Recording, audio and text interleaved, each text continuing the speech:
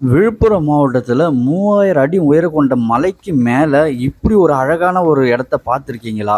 அது என்னன்னு உங்களுக்கு தெரியுமா? வாங்க போய் பார்க்கலாம். அதுவும் அற்புதமான ஒரு கோவில் மேலே இருக்குது. அந்த கோவிலுக்கு போகிறதுக்கு முன்னாடி இந்த இடம் இருக்குது. இங்கே பார்க்கும்போதே அவ்வளோ அழகாக இருக்கும். விழுப்புரத்தில் இப்படி ஒரு இடம் இருக்கா அப்படின்றது மாதிரி தான் இருக்கும். வாங்க போய் பார்ப்போம். அழகான நீச்சல் குளம், அதுவும் மலைக்கு மேலே இவ்வளோ உயரத்தில் பார்த்தீங்களா? மீன் தொட்டி மாதிரி எவ்வளோ மீன்கள் இருக்குது பாருங்க. அப்படியே போனோம்னா கீழே பார்க்கும்போது ரொம்ப பயமாக இருக்குங்க பாருங்க மலையை. அப்படி இந்த பக்கம் பார்த்தோம்னா அழகான நீச்சல் குளம்.